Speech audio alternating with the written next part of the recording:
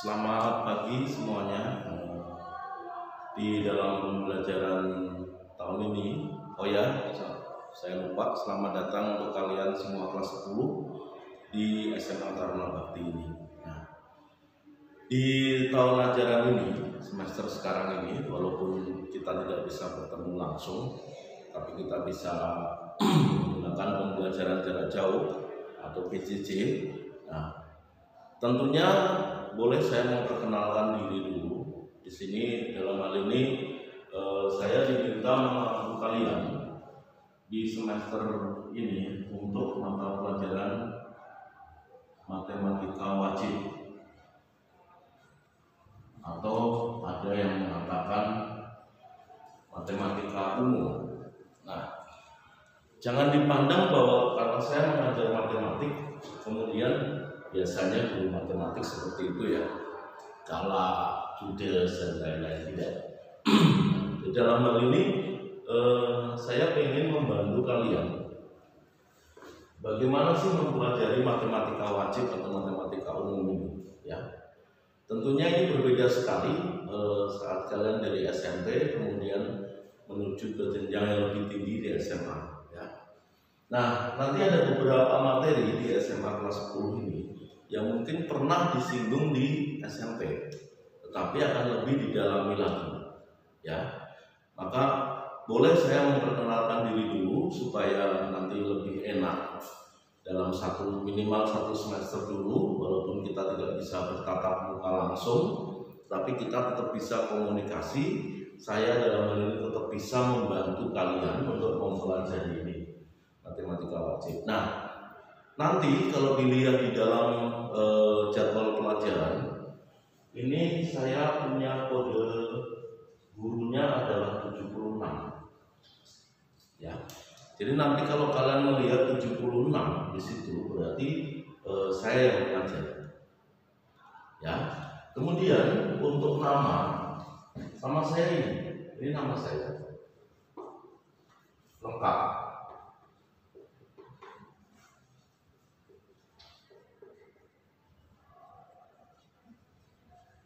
Ini nama saya, nama lengkap saya ya. Kemudian biasa saya dipanggilnya ini aja.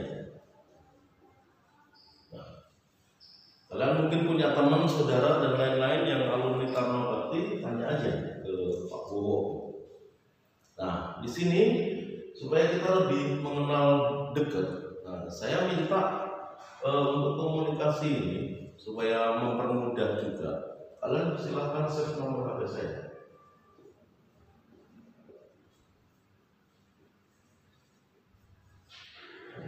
Ya, karena pembelajaran jarak jauh ini saya mau fasilitasi. Kalau dari materi-materi yang diberikan di sekolah kita aplikasinya menggunakan ruang belajar ya. Tetapi nanti barangkali kalian mau menanyakan sesuatu, boleh japri ke saya, silakan. Ini nama saya. Tapi jangan lupa nanti disebutkan juga kalian siapa dan dari kelas berapa, gitu ya.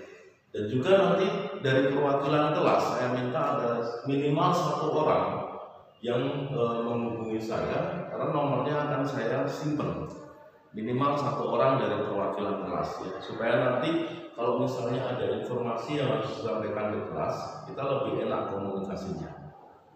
Informasi-informasi yang di luar jam pelajaran. Kalau di dalam jam pelajaran kita menggunakan yang namanya ruang belajar ya.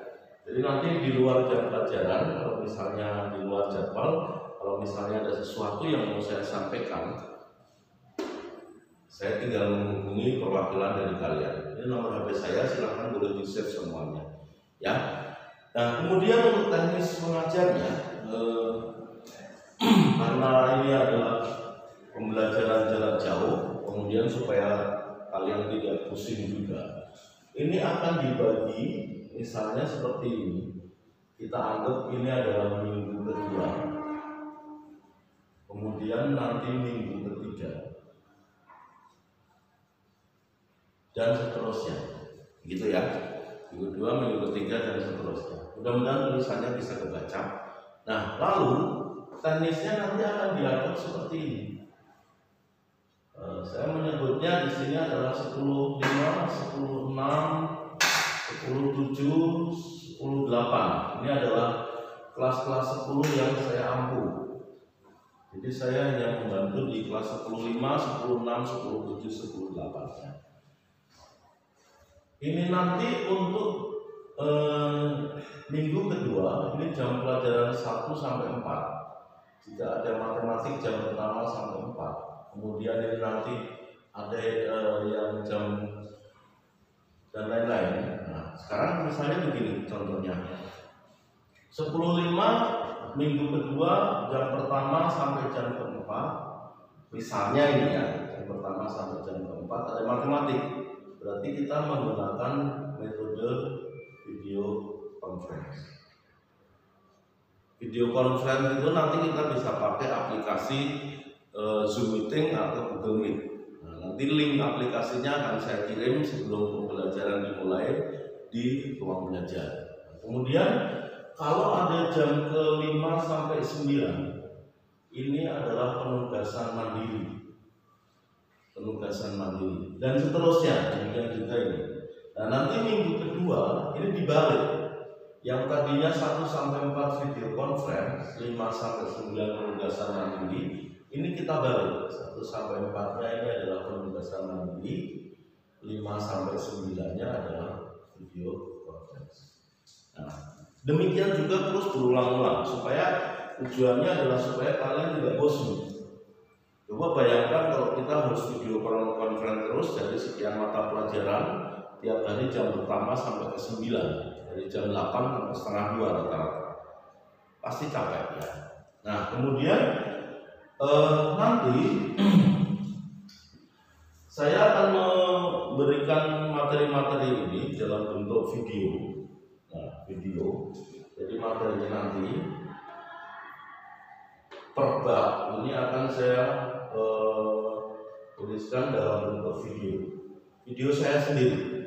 Jadi saya akan menggunakan ruang kelas atau ruang yang mana lain untuk menjelaskan materi nanti dalam bentuk video. Ini biarkan nanti disimpan sama YouTube.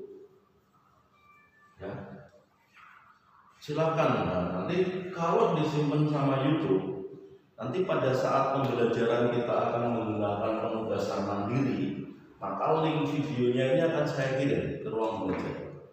Di mana alamat YouTube-nya yang itu materi yang saya berikan. Ya. Nah, kemudian sekaligus dalam hal ini ya mungkin untuk pembelajaran jarak jauh ini yang memudahkan kalian selain nanti dalam bentuk video, mungkin saya akan berikan dalam bentuk teks. Ya. Dalam bentuk teks mungkin bentuknya bisa PDF, bisa PowerPoint, tapi nanti kita lihat situasinya. Itu hanya teknis saja. Nah, kemudian dengan adanya link-link ini berarti otomatis kalian punya catatan. Menurut saya kalian tidak, ya kalau misalnya kalian mau menambahkan catatan pribadi silakan. Tapi kalau tidak pun menurut saya tidak masalah. Karena ini sebagai catatan kalian. Ya.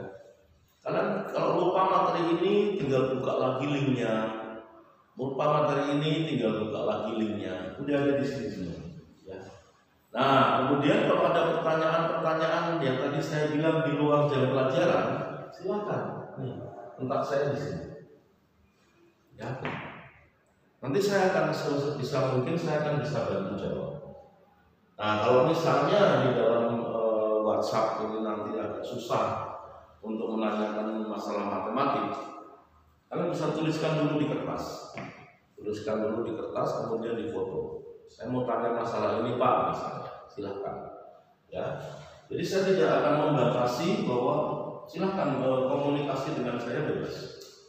Ya, nah ini dua hal yang masalah materi. Kemudian nanti untuk masalah tes ini saya akan memberikan kuis, tugas, dan ulangan. Nah, untuk waktunya kapan nanti biasanya untuk bagian-bagian ini saya beritahu dulu. Kapan kita kuis, kapan kita tugas, kapan kita ulang. Kalaupun ada tugas berarti deadline pengumpulannya adalah tanggal sekian. Nah, itu biasanya saya berikan informasi itu ya. Nah, ini nanti kalau bagian ini pasti akan saya upload di ruang belajar. Sehingga nanti tolong kalian cermati di dalam ruang belajar itu sudah ada grup. Kalian masuk aja ini ke nama saya ini. Kemudian nanti kalian masuk ke grup kelas masing-masing. Bisa 10.5, 10.6, 10.7, 10.8 dan seterusnya ya. Jadi jangan sampai kalian salah masuk ke grup kelas yang lain. Nah, kemudian untuk kelas 10 ini biasanya teknisnya adalah pembagian kelasnya belum fix. Tidak apa-apa. Mungkin pada saat ini 1 sampai 2 bulan ke depan kalian bersama saya, bisa jadi nanti berikutnya tetap bersama saya, atau bisa jadi kalian bersama dengan guru lain. Tapi nggak masalah, ada banyak guru matematika di sini ya, supaya nanti kalian lebih mengenal juga. Ya. Nah, kemudian ini yang tadi saya berikan ini sebagai catatan. Nah, pada saat nanti video conference, artinya kita bisa berinteraksi. Saya ingin ini ada penjelasan singkat tentang materi, karena waktu kita juga terbatas. Penjelasan singkat tentang materi yang saya berikan ini. Kemudian nanti kalian bisa tanya jawab, sering tanya jawab di sini. Ya, silakan. Kemudian untuk buku pegangan yang disarankan ini adalah seperti ini. Ini buku pegangan. Jadi nanti kalau pernah ada tugas-tugas, saya biasanya mengambil soal-soal dari buku ini. Ya. Nah, kemudian apakah boleh menggunakan buku lain? Nah, saya sarankan silakan. Kalian jangan terpatok hanya pada buku ini. Tetapi yang ini pegangan wajib. Ini pegangan wajib yang mana nanti materinya saya akan menyesuaikan dari buku ini. Kemudian tugas-tugas saya akan ambil dari sini, di samping juga soal yang saya berikan dari saya pribadi. Tetapi kalau kalian mau menambahkan dengan buku lain, silakan. Itu nggak masalah. Nah, apakah cukup jelas? Jadi sekali lagi, ini identitas saya sudah ada di sini. Kemudian nomor saya silakan di save. Kemudian nanti teknis materinya saya berikan ini. Ini bisa juga dalam bentuk PowerPoint ya, dan lain-lain. Kemudian nanti ada tes bentuknya ini. Nah, kemudian untuk pembagian jadwal tadi sudah saya berikan. Ini nanti per minggunya kita rolling.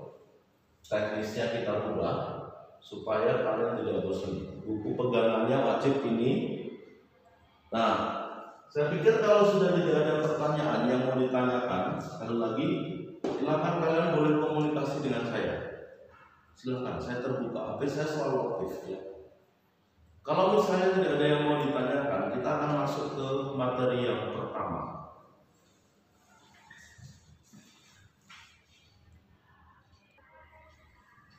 Baik, untuk bab pertama yang dipelajari adalah tentang persamaan dan ketidaksamaan nilai mutlak. Apa itu nilai mutlak? Ya. Nilai mutlak itu apa sih? Tentunya kalian pernah mendengar istilah mutlak di dalam matematik. Apa yang dimaksud nilai mutlak? Nilai mutlak ini bisa dijabarkan adalah jarak suatu titik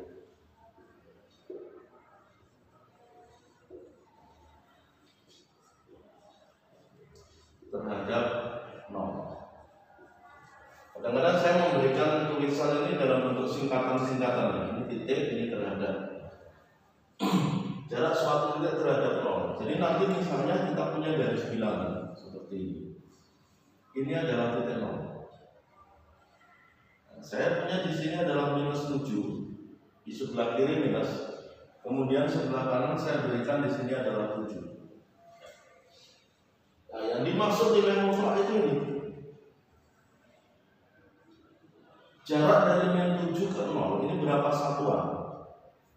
Ini adalah 7 satuan. Kemudian jarak dari 7 ke 0 ini berapa satuan? Ini adalah 7 satuan. Ya. Jadi karena kita bicara jarak suatu titik terhadap nol, karena kita bicara jarak, maka jarak tidak ada yang negatif.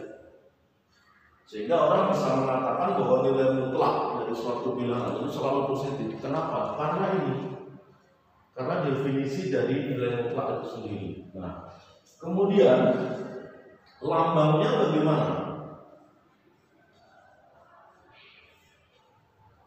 Nilai mutlak dari suatu X. Jadi nilai mutlak X ini dilambangkan dengan ini. Nilai mutlaknya seperti ini. Ada dua garis. Nilai mutlak dari X adalah harga mutlak X. Ini artinya ada dua garis sejajar, itu adalah nilai mutlak. Ya.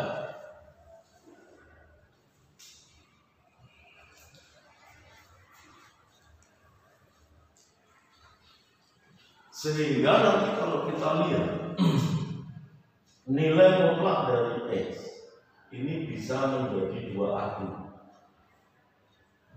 Kita perhatikan pada saat di sebelah kanan sumbu X dari 7 ke 0, ini berapa satuan? 7. Ternyata ini sama, ya kan?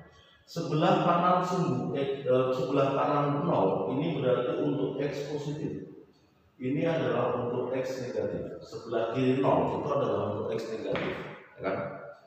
Nah, lalu maka melihat dari definisi ini, kalau kita tuliskan secara matematik, harga mutlak dari X itu akan bernilai X jika X-nya lebih besar sama dengan 0. Ini lihat, dia nilainya harga mutlak dari 7, dia sama dengan 7 satuan. Untuk yang dari 0 ke kanan, ya kan? Kemudian harga mutlak dari X itu bisa bernilai min X jika X-nya lebih kecil dari 0. Untuk X lebih kecil dari 0 kita lihat. Kenapa? Jadi nanti dari sini, dari contoh ini, dari definisi ini saya berikan contoh harga mutlak dari 7, ya. Karena 7-nya adalah bilangan yang lebih besar sama dengan 0, maka ini nilainya adalah 7. Ya kan? Harga mutlak X adalah X jika X-nya lebih besar sama dengan 0. Kemudian kalau kita perhatikan harga mutlak dari min 7. Ini kita lihat, ini min 7. Min 7 berarti adalah kurang dari 0. Kita lihat bagian yang kurang dari 0. Jika X kurang dari 0, maka definisinya adalah min X. Di sini kita lihat X-nya sendiri adalah ini, ya kan? Ini X-nya. Kita perhatikan definisinya adalah min X, berarti harga mutlak dari min 7 adalah min dari min 7. Min dikalikan minus berarti menjadi positif, sehingga sama dengan 7. Kita perhatikan di sini. Jelas ya?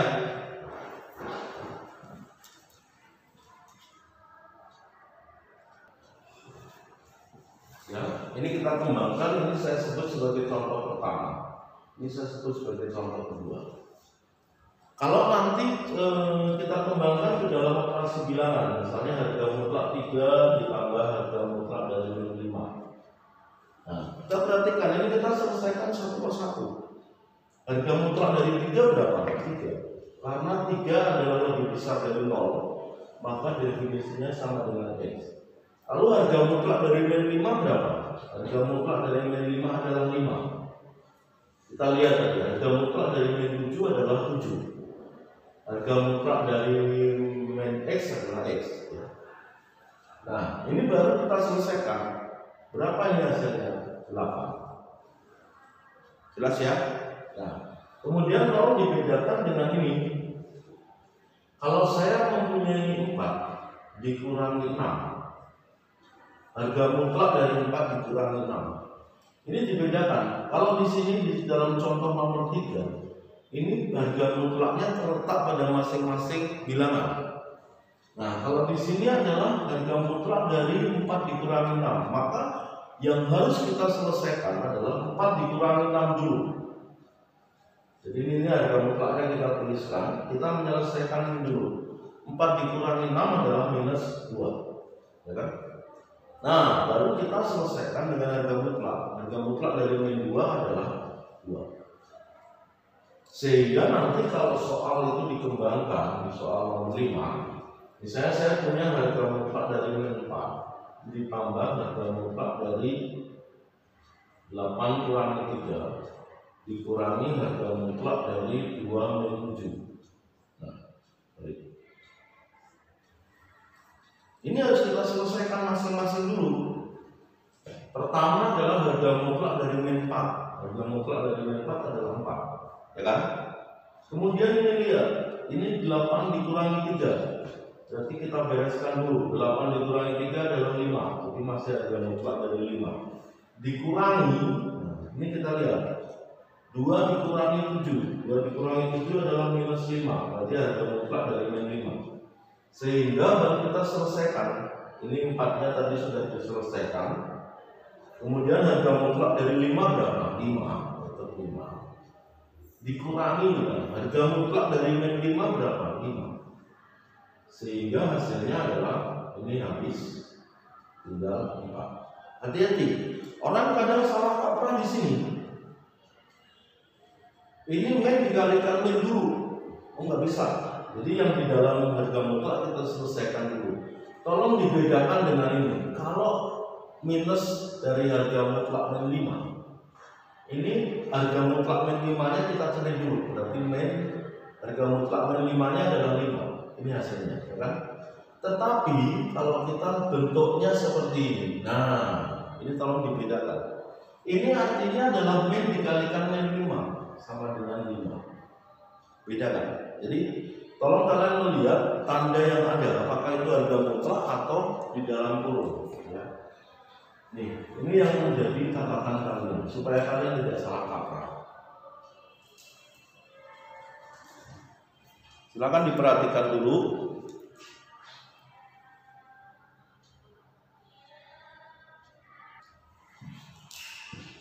Baik, semoga penjelasan saya tidak terlalu cepat sehingga kalian bisa memahami dengan baik. Kalau nanti seandainya terlalu cepat, kalian bisa memberitahu via japri ke saya videonya agak dilambatin sedikit dan sebagainya, penjelasannya gitu. Boleh, silakan. Kemudian kita lanjutkan setelah tadi ada beberapa contoh mengenai harga mutlak. Sekarang kita akan membuat nilai mutlak untuk menentukan jarak. Saya punya garis bilangan. Ini adalah A, ini adalah B. Sama saja kalau kita bicara rute, ya. Misalnya, saya berikan sedikit gambaran. Ini kita berangkat dari Bandung menuju Jakarta. Nah, kalau orang menghitung jarak dari Bandung menuju Jakarta, ini kita lihat bisa dari startnya ini misalnya Bandung kita sebut B, Jakarta kita sebut C. Bisa aja Bandung dikurangi Jakarta, atau kalau ini kita balik, kalau kita berjalannya dari Bandung menuju Jakarta dengan dari Jakarta menuju Bandung, ini akan sama, ya. Jadi kalau di dalam penerapan sehari-hari ini, misalnya kita berangkat dari Bandung menuju Jakarta sekian ratus kilometer, akan sama dengan kalau kita hitung dari Jakarta menuju Bandung, betul kan? Ya. Nah, demikian juga ini untuk menghitung jarak. Ini jarak dilambangkan dengan D. Jarak A ke B ini dilambangkan dengan D A B. Ya. D A B. Nah, nanti karena tadi kita bahas yang di awal bahwa jarak tidak ada nilai negatifnya, sehingga ini bisa dihitung adalah dari A dikurangi B, ya kan? Atau dibalik, bisa juga kita menghitungnya adalah jarak dari B ke A.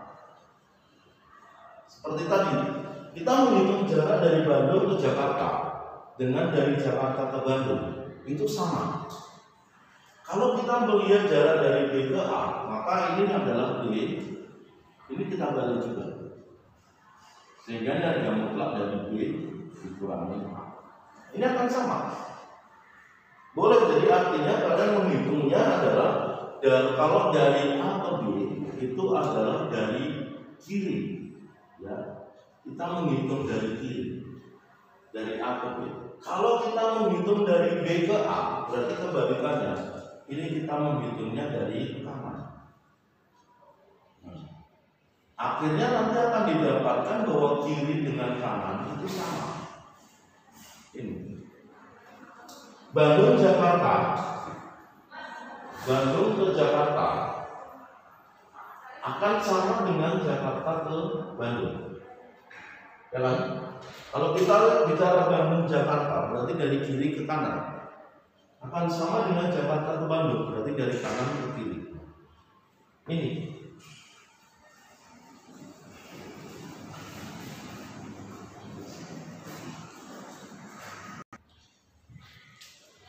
supaya lebih jelas saya berikan contoh. Hitunglah jarak. Misalnya saya punya yang pertama adalah titik A, ini kita berikan min 3, dengan titik B ini kita berikan 7. Kita lihat jarak dari A-nya adalah min 3, B-nya adalah 7. Jadi kalau kita gambarkan, ini yang Bandung Jakarta saya hapus untuk pembahasan soal ini, ya.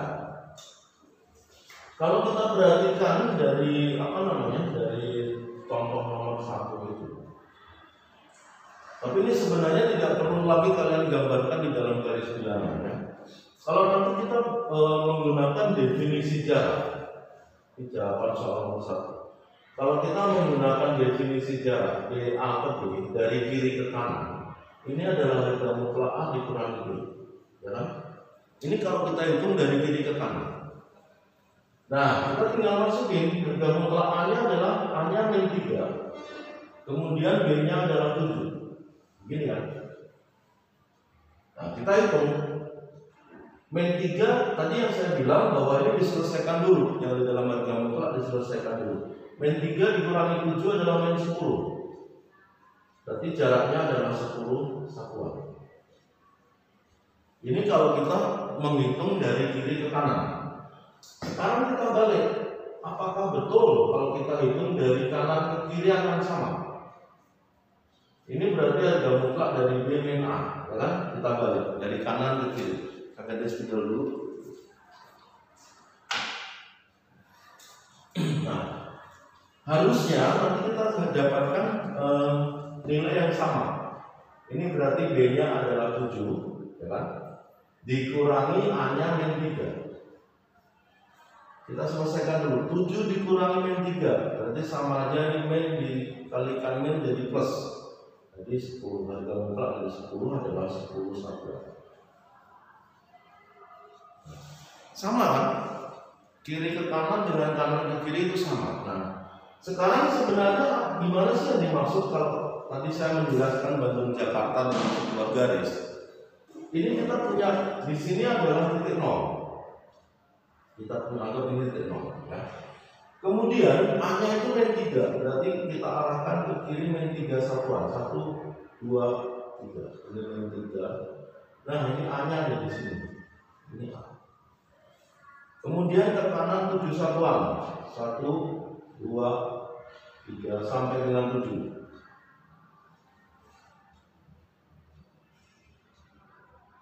Ini B-nya. Nah, yang dimaksud ini loh, dari sini ke sini loh. Nah, ini adalah 10 satuan. Bisa kalian hitung di sini. Apakah betul 10 satuan? Mari kita lihat, ya. Di sini kita perhatikan 1, 2, ya. Kalau kita bicara dengan rute-rute yang dipakai, ini 1, 2, 3, 4, 5, 6, 7, 8, 9, 10. Betul kan? 10 satuan. Nah, ini sebenarnya yang mau kita hitung, ya. Jadi sekali lagi saya tekankan bahwa jangan sampai kalau kalian menghitung jarak itu ada negatifnya, tidak boleh. Ya. Jadi ini yang dihitung 10 satuan. Ternyata kita selesaikan dengan penerapan atau metode harga mutlak ini sama.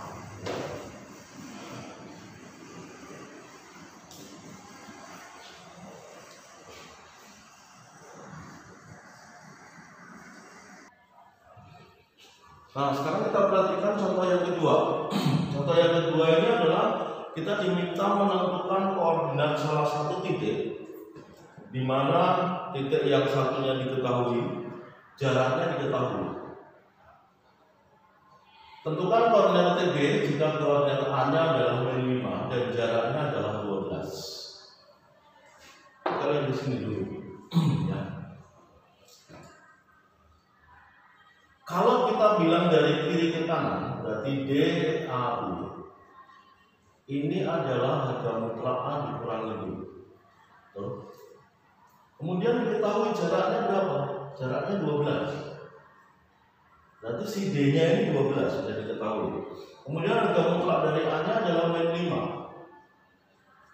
Ya, begitu kan? Ya.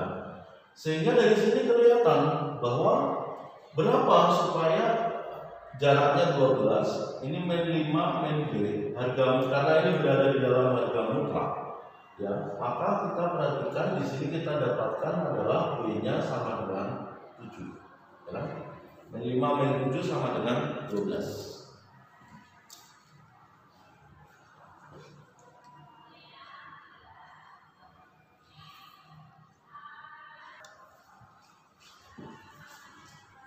Ini B ya. Kemudian kalau dari kanan ke kiri, D, B, A, berarti adalah harga mutlak B dikurangi A. Jaraknya sama 12. B-nya belum tahu, A-nya adalah 5. Ya. Sekarang silakan dicek.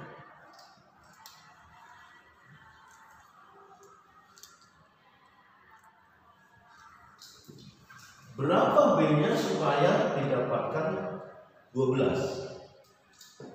Berarti kalau kita lihat di sini adalah B-nya harus berapa ya? B kurang 5 sama dengan 12. Berarti B-nya adalah, tapi dia di dalam harga mutlak. B-nya adalah -7.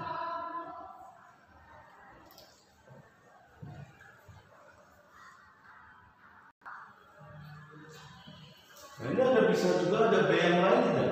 Bisa. Karena supaya harga mutlaknya sama dengan 12. Kalau ini kita taruh -7 -5 berarti 12. Bisa juga kita menggunakan yang lain, atau kemungkinan kedua B-nya adalah 17. Karena kalau kita lihat 17 dikurangi 5 itu adalah 12. Harga mutlak 12 sama dengan 12. Gitu ya.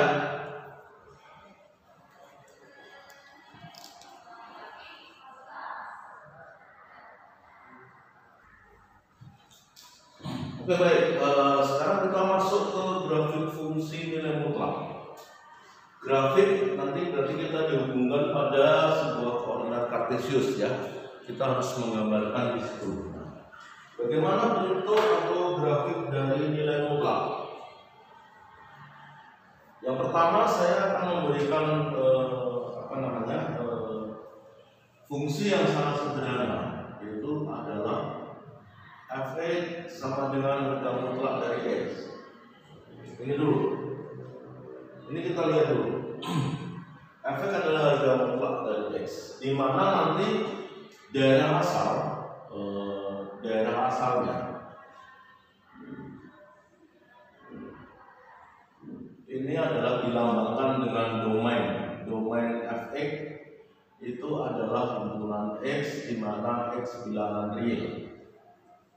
Artinya kita akan memberikan x-nya itu adalah semua bilangan, positif, negatif, 0, pecahan dan lain-lain ya, x bilangan real. Nah, sekarang kita lihat dulu. Kalau domainnya x itu berarti nanti hasilnya Darah hasilnya adalah Y. Fx adalah harga mutlak dari X. Ini bisa kita tuliskan bahwa Fx itu adalah Y. Fungsi X itu hasilnya adalah Y. Nah, ini nanti adalah darah hasil, ya. Karena X-nya bilangan real, maka kita siapkan ini. Mohon maaf saya tidak ada penggaris, ya. Mudah-mudahan ini cukup jelas. Ini adalah sumbu X, ini adalah sumbu Y. Tadi saya mengatakan untuk X bilangan real berarti harus ada X positif, X negatif, X0, minimal ada itu. Kalau sekarang kita perhatikan untuk X yang sama dengan 0, berarti harga mutlak dari 0 adalah 0, ya kan? Ini kita caranya adalah mengambil perwakilan dari beberapa titik. Saya buat ini dulu, ini 1, 2, 3, 4, 5 misalnya. 1, 2, 3, 4, 5. 1, 2, 3, 4, 5. Ini yang 5, ini 5, ini 5. Jadi kita mulai harga mutlak dari 0 adalah 0. Sekarang kalau kita lihat untuk X sama dengan 1, harga mutlak dari 1 adalah 1, sehingga ini kita pasangkan, 1 akan berpasangan dengan 1 di sini. Dan seterusnya, harga mutlak dari 2 adalah 2, berarti 2 kita pasangkan dengan 2. Kemudian nanti dengan sendirinya 3 akan berpasangan dengan 3, 4 akan berpasangan dengan 4, dan seterusnya. Betul? Sehingga kita sudah punya yang pertama, grafik yang pertama adalah untuk X positif, dia nanti akan begini bentuknya. Ya. Ini kita tinggal hubungkan titiknya ini adalah dengan sebuah garis lurus. Sebenarnya ini tidak berhenti di sini, ini masih panjang. Sehingga kita ini hanya untuk perwakilan saja. Nah, ini masih panjang, artinya saja ini masih panjang sampai tidak terbatas. Ini kita lihat, ini baru untuk X yang positif. Sekarang kita perhatikan bagaimana untuk X yang negatif. Harga mutlak dari min 1, berapa tadi harga mutlak dari min 1 adalah 1. Maka min 1 kita hubungkan dengan 1. Min 2 kita hubungkan juga dengan 2. Min 3 dan seterusnya. Sehingga nanti min 5 ini akan dihubungkan dengan 5.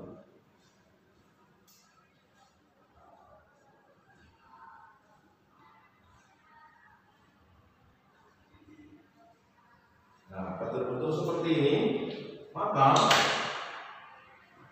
ternyata untuk X yang negatif dia juga bentuknya akan begini. Bisa berikan yang begini. Ya. Nah, sekarang kalian perhatikan. Untuk Fx sama dengan harga mutlak dari X, ternyata ada nggak dia hasilnya yang di sumbu Y negatif? Nggak ada. Ternyata hasilnya dari 0 ke atas, ya kan? Nih, Y yang terkena yang mendapat pasangan dari X adalah Y yang berada dari 0 dan ke atas sampai tidak terhingga. Di bawah 0 nggak ada. Artinya kita tidak menemukan Y yang negatif, ya kan? Sehingga bisa dikatakan bahwa kalau bicara ini ada daerah asal, pasti ada daerah hasil. Daerah hasilnya ini kembali lagi, kalau tadi daerah asalnya kita ambil dari sumbu X, berarti hasilnya berada di sumbu Y. Kalian perhatikan sumbu Y. Sumbu Y yang terkena dari mana? Dari 0 sampai dengan ke atas tak terhingga, ya kan? Daerah hasil biasanya dilambangkan dengan range. Jadi RF-nya adalah, hati-hati, ini X, berarti RF-nya adalah Y, di mana tadi yang dilihat dari Y-nya dari 0 ke atas sampai tidak terhingga, berarti Y lebih besar sama dengan 0. Y bilangan Y. Kalau perhatikan ini nggak ada Y yang di bagian bawah.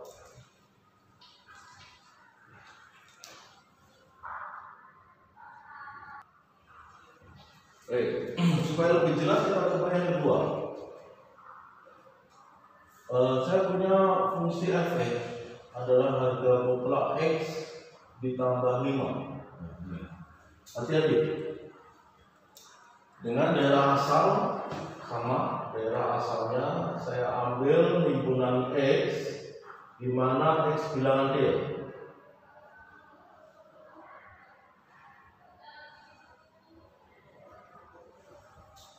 Lalu bagaimana kita menggambarkan ini? Sebenarnya untuk membuat grafik, kalian bisa menggunakan perwakilan-perwakilan dari beberapa titik. Ya. Sekarang kita ambil tadi yang pertama. Kalau kita menggunakan x-nya 0, kalau x-nya 0, berarti 0 ditambah 5 adalah 5. Sehingga 0 akan berpasangan dengan 5. Atau kalian bisa membuat tabel ini untuk perwakilan. Ini adalah x, ini adalah y. Saya ambil misalnya x-nya dari negatif min 3, min 2, min 1, 0, 1, 2, 3. Misalnya begini. Ini sekali lagi, ini adalah titik perwakilan. Apakah kemudian harus itu? Tidak. Nah, orang kadang-kadang berpikir, kenapa ini titiknya yang diambil adalah 7? Apakah harus 7? Tidak. Bebas. Karena tadi yang saya bilang, ini x bilangan real. Maka kita harus ada perwakilan x negatif, x 0, x positif. Ya. Ini bebas. Kalian mau ambil dari min 10 misalnya sampai 1000, kalau mampu silakan. Ya, nggak masalah. Jadi karena ini kita hanya perwakilan, minimal kita punya perwakilan dari masing-masing garis ini ada 2 titik. Karena untuk membuat suatu garis minimal harus ada 2 titik. Betul? Ya, ini misalnya sebuah garis. Berarti minimal koordinat ini tahu, koordinat ini tahu. Garis sendiri adalah sebenarnya perkumpulan dari beberapa titik, ya kan? Oke. Sekarang kita lihat, kalau x-nya min 3, harga mutlak dari min 3 adalah 3. 3 tambah 5 berarti menjadi 8. Betul? Harga mutlak dari x-nya min 2, berarti ini harga mutlak min 2 tambah 5 adalah 7. Dan seterusnya, berarti di sini 6, di sini 5, di sini berapa? Harga mutlak 1, 1 tambah 5, 6. Ini 7, ini 8. Sehingga perwakilan ini bisa kita pasangkan. Perwakilan ini bisa kita pasangkan di dalam garis bilangan ini. Ini min 1, saya sebut ini min 2, ini min 3. Kemudian ini 1, ini 2. Ini 3, ini 0. Nah, lalu tinggal kita pasangkan, y-nya sampai 8. 1, 2, 3, 4, 5, 6. Saya hanya sampai 6 aja, karena ini keterbatasan papan tulis ya. Jadi kita ambil untuk min 1 pasangannya dengan 6. Min 1 ini akan dipasangkan dengan 6. Ini. Kemudian untuk 0 ini akan dipasangkan dengan 5. Ini 5, ya kan? Kemudian untuk 1 akan dipasangkan dengan 6 juga. Ini dengan 6. Untuk 2, ini saya tambahkan 1 lagi. Saya tambahkan sedikit. Di sini adalah 7. Untuk 2 akan berpasangan dengan 7. Dan seterusnya, kan? Sehingga kalau kita lihat, kita gambarkan garis-garis itu, maka untuk sebelah kiri atau untuk x negatif kita punya gambarnya ini, ya kan? Dari sini akan menuju ke x positif. Nah, ini grafiknya. Ya. Ini grafiknya untuk f(x) sama dengan harga mutlak x ditambah 5. Lalu kalau diminta mencari daerah hasil RF-nya, perhatikan ini y yang terkena dari berapa? Dari 5, paling kecil 5. Di bawah ini nggak ada. Di bawah y, di bawah 5 nggak ada. Jadi y yang paling kecil adalah 5. 5 kemudian ke atas. Ini sebenarnya garis kalau dipanjangkan dia tidak terhingga, betul? Maka y yang di atasnya berapa? Kita nggak tahu juga berapa sampai berapa. Jadi dikatakan bahwa daerah hasilnya himpunan y di mana Y lebih besar sama dengan 5. Y bilangan Y. Nah, ini mengenai grafik fungsi mutlak. Ya. Baik, untuk pertemuan pertama saya pikir cukup sampai di sini dulu. Jadi kita sudah mempelajari apa itu nilai mutlak, kemudian definisi nilai mutlak, kemudian menentukan jarak, kemudian grafik fungsi nilai mutlak. Nah, nanti kita akan di pertemuan berikutnya kita akan perhatikan bentuk-bentuk yang lain. Oke, sekali lagi kalau kalian ada sesuatu yang mau ditanyakan, boleh silahkan nanti menghubungi saya di informasi yang tadi saya sudah berikan. Baik, kita akan ketemu lagi di pertemuan berikutnya. Terima kasih.